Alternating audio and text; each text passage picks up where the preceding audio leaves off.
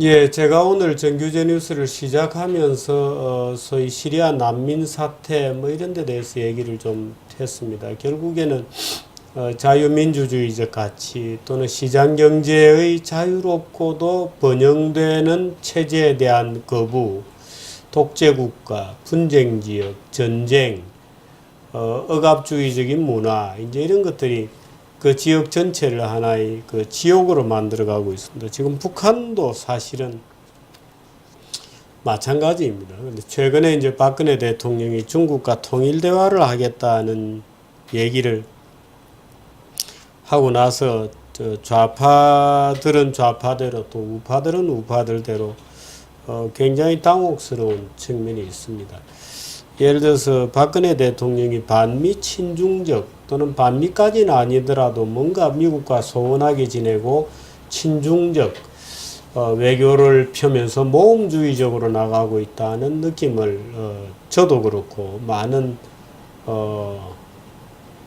진보, 말하자면 진짜 보수 세력들은 느끼고 있습니다. 말 그대로 미국의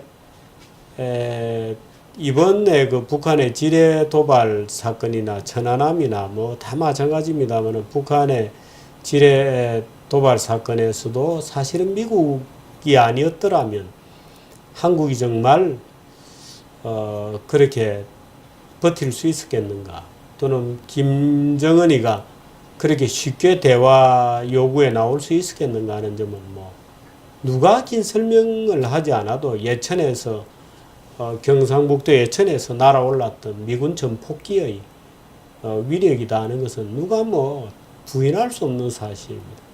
나라를 지켜주는 자는 따로 있는데, 우리가 안보를 의탁하고 있는 자는 따로 있는데, 대통령은 외교적 춤, 댄스는 시진핑과 추고 있다는 것은 누가 보기에도 부적절한 그런 외교다 또는 모험주의적 외교다, 이렇게 얘기할 수 있을 것 같습니다. 그래서 어떻게 보면 통일보다도 중요한 것이 대한민국의 보전이요, 대한민국의 안전이요, 대한민국의 존립인데, 대통령의 그 어떤 그런 노선이 우리 모두를 또는 대한민국이라고 하는 국가 전부를 어떤 위기적 상황으로 또는 위험한 지경으로 끌고 가는 것 아닌가에 대한 두려움이 굉장히 높아지고 있습니다. 반면에 또 좌익들은 또 이제 좌익대로 뒤집어지고 있습니다. 한겨레 신문의 이런 논조를 한번 보시죠. 북한 뺀 채 중국과 통일 논의하는 것은 남북관계의 불안을 되레 키운다. 급변 사태 가능성을 고려한 듯한 어프로치지만 북한이 반발하면 통일 논의가 더 꼬일 수도 있다. 뭐 이런 논리의 기사를 쓰고 지금 칼럼을 쓰고 사설을 연이틀째 지난 주말과 어제 또 썼습니다. 저는 이런 이 그림은 아닙니다. 용진 씨. 저는 이런 논의야말로 이 북한을 지지하거나 또는 친북 내지는 종북적, 말하자면 북한의 김정은 체제를 온전시키려고 하는 자, 그것이 어떤 이름이든지 간에 북한의 현 체제를 보호해 주려고 하는 자들의, 그것이 뭐 대한민국의 평화나 한반도 평화라는 이름이거나 어떤 이름이든지 간에 북한의 현 체제를 옹호해 주려고 하는 자들의 논리라고 봅니다. 김정은과 대화해라는 얘기는 통일을 하지 말아라는 얘기죠. 예를 들어서 우리가 얘기하는 통일이라는 것은 대한민국, 한반도 전체가 문명국으로 자유민주주의를 하고 또 활발한 시장경제 체제를 유지하는 그런 선진국이 될 가능성이 있는 지역으로서의 통일된 대한민국이지. 예를 들어서 김정은이가 한반도를 지배하는 어떤 상황을, 김정은이가 한반도 전부를 지배하는 상황을, 또는 중국같이 독재국가인 반민주적 국가체제의 무슨 속국처럼 되거나 이런 것을 우리는 통일이라고 부르지 않습니다. 평화라고도 부를 수 없죠. 그건 평화의 체제가 아니고 억압의 체제죠. 폭력의 체제이죠. 지금 김정은은 정권이라서 우리가 대화를 하는 것이 아니고 현실적으로 북한 주민들을 장악하고 있는 어떤 집단이 있기 때문에 부득이 북한 주민들을 위해서 어떤 행정수단적 과정에서 북한 당국과 대화를 하는 것이지, 북한을 우리의 파트너로 생각해서 대화하는 것은 전혀 아닙니다. 북한을 엄연한 독립국가나 또는 북한을 엄연한 존재해도 좋을 만한 국가, 그럴듯한 국가이기 때문에 우리가 대화를 하는 것은 전혀 아니죠.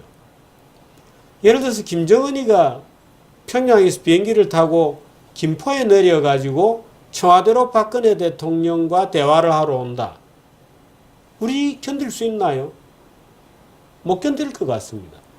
아마 김정은이가 청와대에 들어가는 장면은 대한민국 사람들이 못 받아들일 겁니다. 절대로 받아들일 수 없습니다. 한번 생각을 해보십시오. 그 말하자면 잔악무도한 자가 법도 없고 무슨 민주적 지도자가 된 것도 아니고 도저히 법률적이나 정치적 정당성을 인정할 수 없는 어떤 집단의 수장일 뿐인데 용서할 수 없죠. 대한민국 국민, 제가 볼 때는 김정은이가 청와대를 방문하는 거 못 참을 것 같습니다. 그 얘기는 무슨 얘기냐면 북한을 현재 사실상 지배하고 있으므로 그런 현실적 힘을 인정하기 때문에 우리가 직접 북한 주민들과 접촉할 수 없는 관계로 부득불 행정수단적으로 접촉하고 있는 관계이지, 그를 예를 들어서 1대1의 대등한 관계로 보고 그와 함께 평화통일의 체제를 논의하고 평화통일의 방법을 논의하고 해서 통일이 된다. 그 어린애 장난 같은 얘기겠죠. 예를 들어서 중국 같은 경우에는 일국양제, 예를 들어서 홍콩은 그나마 다소간 자유주의 경제 시스템을 유지하지만 일국양제가 가능합니다. 왜? 홍콩은 먹히는 지역이지만 선진 지역이므로 그 체제를 보호해 주는 거죠. 그런데 예를 들어서 중국이 정말 홍콩 같은 민주국가고 또는 활발한 자유가 있는 곳이고 홍콩이 독재국가다 그러면 그 일국양제를 용인해 줄 수 있을 것 같습니까? 안 되는 것입니다. 안 되는 것입니다. 그는 해체하고 무너뜨려야 될 정권이죠. 그래서 지금 한겨레 신문 같은 경우에 북을 뺀 채 중국과 통일론이 아니라 북한과 통일론의를 해라, 이런 얘기는 김정은 체제를 온전시켜줘야 한다는 주장이에요. 김정은 체제를 온전시켜주고 무슨 옛날에 김대중이 얘기했던 무슨 뭐 연방제, 고려 연방제 뭐 이런 식으로 하자. 천만의 말씀입니다.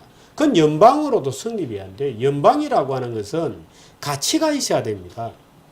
자유민주주의, 자유로운 시장경제 질서라고 하는 보편적 토대가 있어야 그 위에 설립되는 거지. 아무리 같은 민족주의라고 하는, 같은 민족이라는 토대가 있다고 해서 한쪽은 터무니없는 비법치 폭력국가고 한쪽은 민주국가다. 근데 그게 둘이 동거나 공존이 된다? 저는 그거는 용서할 수 없는 부도덕이라고 봅니다. 그 공존을 시도하는 것 자체가 부도덕이다.